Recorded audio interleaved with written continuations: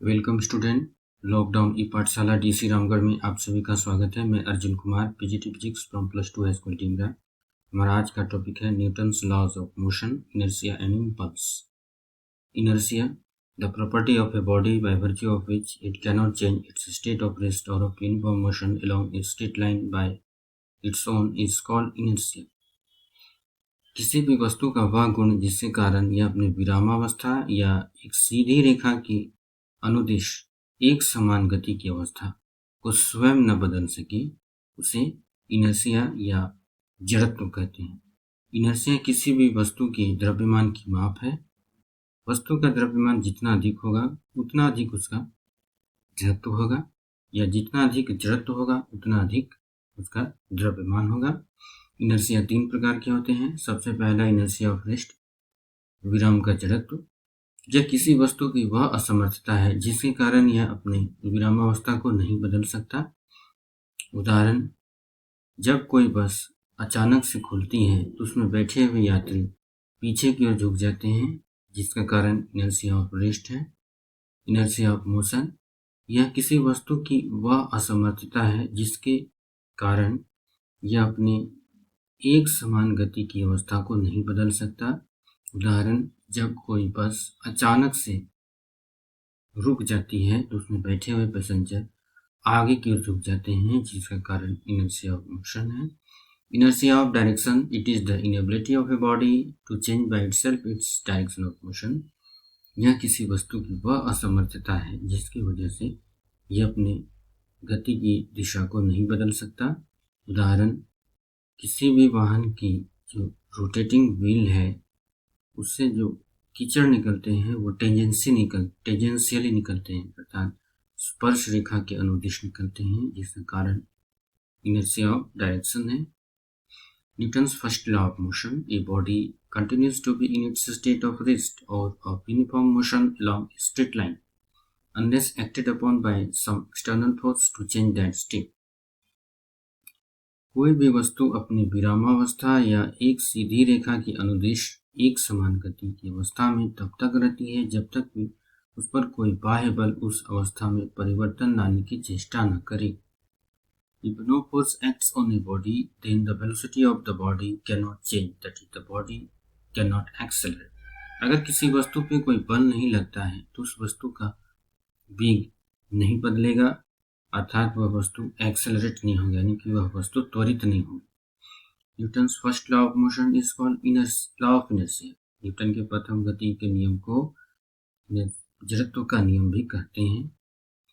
Example, when A carpet or a blanket is beaten with a stick, then the dust particles separate out from it.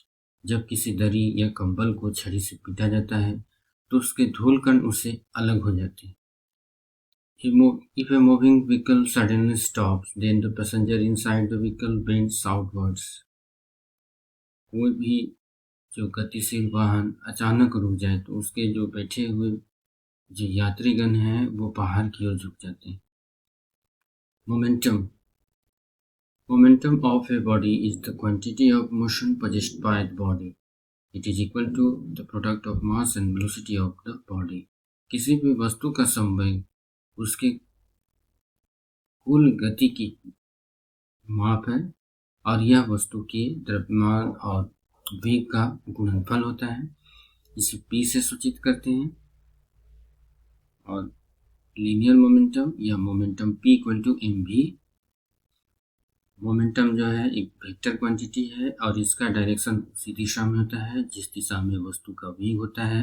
Momentum का SI मात्रक kilogram metre पर second है। Momentum का CGS मात्रक gram centimetre पर second है और momentum का डायमेंशन फॉर्मूला mLt-1 है।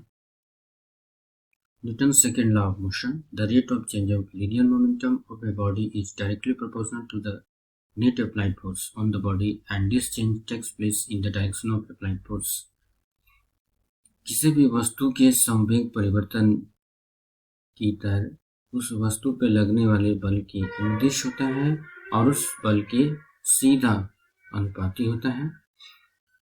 यदि किसी वस्तु का द्रव्यमान m हो जो v वेग से गति कर रहा हो तो उसका लीनियर मोमेंटम अर्थात संवेग p इक्वल टू mv होगा, और उस पर अगर कोई बल F लग रहा हो उस स्थिति में F is proportional to dp by dt, means F equal to k dp by dt, जहाँ k क्या है, प्रोपोर्शनलिटी कांस्टेंट है, और F equal to k dp by dt। CGS और SI मात्रक में k का मान 1 होता है, means F equal to dp upon dt, और p equal to mv, means F equal to d upon dt, mv, m constant है तो ये बाहर निकल जाएगा, means F equal to m dv by dt। और जैसा कि हम जानते हैं rate of change of velocity means acceleration, तो F equal to m e, force equal to mass into acceleration. अब हम जानते हैं फोर्स क्या है, बल। Force is an external effect in the form of A push और पुल which produces or tries to produce motion in a body at rest, stops or tries to stop a moving body, change or tries to change the direction of motion of the body। बल वह बाह्य कारक है जो किसी स्थिर वस्तु में गति लाए या गति लाने की चेष्टा करे, किसी गतिशील वस्तु को रोक दे या रोकने की चेष्टा करे, या किसी वस्तु की दिशा में परिवर्तन लाए या लाने की चेष्टा करे। बल का SI मात्रक न्यूटन होता है, CGS मात्रक dimension F equal to ma, m का dimension m, acceleration LT minus 2, so dimension of F means mLT minus 2। 1 Newton क्या होता है, 1 Newton is that force which produces an acceleration of 1 meter per second square in a body of mass 1 kilogram. 1 Newton वह बल है जो किसी वस्तु के त्वरण, जो किसी 1 किलोग्राम की वस्तु में 1 मीटर पर सेकेंड स्क्वायर की त्वरण उत्पन्न कर सके। Relation between Newton and dyne, 1 Newton equal to 10 to the power 5 dyne. अब न्यूटन के गति के दूसरे नियम का उदाहरण देखते हैं। It is easier to catch a tennis ball than a cricket ball. जैसा कि हम जानते हैं क्रिकेट बॉल जो होता है टेनिस बॉल की तुलना में भारी होता है, अर्थात इसका ज़्यादा मोमेंटम होगा। जब किसी क्रिकेट बॉल को हाथों से रोका जाता है तो बॉल के संवेग में बहुत ज़्यादा परिवर्तन होता है। इसके अपेक्षा जब किसी टेनिस बॉल को रोका जाता है तो उसके मोमेंटम में छोटा सा परिवर्तन होता है। टाइम इंटरवल जबकि दोनों में सेम है। इस प्रकार हाथों पर जो है क्रिकेट बॉल के द्वारा ज़्यादा बल लगता है टेनिस बॉल की तुलना में, अर्थात it is easier to catch a tennis ball than a cricket ball. Impulsive force, a large force acting for a short time to produce a finite change in momentum is called an impulsive force। एक वैसा large force जो कि बहुत ही छोटा time में लगे और उसी में वो फाइनाइट जो है मोमेंटम में चेंज करे, उसे इम्पल्सिव फोर्स कहते हैं। उदाहरण, force exerted by a bat while hitting a ball, blow of a hammer on a nail, force experienced by a person when he falls from a certain height on a cemented floor। किसी भी बल्ले के द्वारा ball पे जो गेंद पर जो प्रहार होता है, जो बल लगता है, हथौड़े के द्वारा जो कील पर जो प्रहार होता है, या कोई व्यक्ति किसी खास ऊंचाई से सीमेंटेड फ्लोर पे फर्श पे गिरता है तो उस पर वह जो बल महसूस करता है, ये सब इम्पल्सिव फोर्स के उदाहरण हैं। Impulse is defined as the product of force and the time for which it acts and is equal to total change in momentum। Impulse जो है फोर्स और टाइम का गुणनफल है, और यह जो है संवेग में कुल परिवर्तन के बराबर होता है। इसका SI मात्रक न्यूटन सेकेंड है। इम्पल्स एक वेक्टर क्वांटिटी है और इसकी दिशा वही होती है जिस दिशा में बल होता है। इम्पल्स का डायमेंशन फॉर्मूला है mLT-1, Expression for impulse. Consider a constant force F which acts on a body for time dt. एक पल F लेते हैं जो किसी वस्तु पे dt टाइम के लिए लगता है. Impulse is given by dj equal to F dt force into time. If the force acts on the body for a time interval from t1 to t2, then impulse is given by dj equal to integration t1 to t2 f dt और j equal to f integration from t1 to t2 dt equal to f t1 to t2 equal to f t2 minus t1.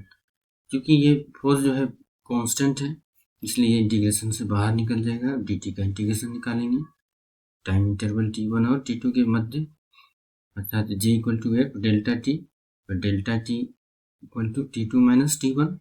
Thus impulse equal to force into small time interval for which force acts on a body. Newton's third law of motion. To every action there is equal and opposite reaction. क्रिया के विपरीत और समान प्रतिक्रिया होती है. When a body exerts a force on another body, the second body exerts equal and opposite force on the first body. जब कोई वस्तु दूसरे वस्तु पर एक बल लगाता है तो दूसरे वस्तु पहले वस्तु पर उतना ही बल और विपरीत दिशा में लगाता है. गणितीय रूप से हम कह सकते हैं F12 equal to minus F21 means पहले वस्तु के द्वारा दूसरे वस्तु पर लगाया गया बल दूसरे वस्तु द्वारा पहले बल वस्तु पर लगाया गया बल के बराबर होता है. माइनस साइन यह बताता है दोनों बल की दिशा विपरीत दिशा में है.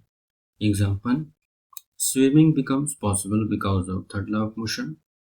जब हम पानी में तैरते हैं तो हम अपने हाथों के द्वारा पानी पर पीछे की ओर बल लगाते हैं. फलस्वरूप हमारे शरीर पे पानी के द्वारा विपरीत दिशा में बल लगता है जिसके कारण हम तैरने में सफल होते हैं. Jumping of a man from a boat onto the bank of a river. नाव पे एक व्यक्ति जो नाव से जंप करता है किनारे की ओर. जब वो किनारे की ओर जंप करता है तो पैर से नाव पे बल लगाता है जिसके कारण नाव आगे की ओर गतिशील होती है. फलस्वरूप नाव जो है उस व्यक्ति पे उतना ही बल आगे की ओर दिशा में लगाती है जिसके कारण वह किनारे आने में समर्थ होता है. Thank you.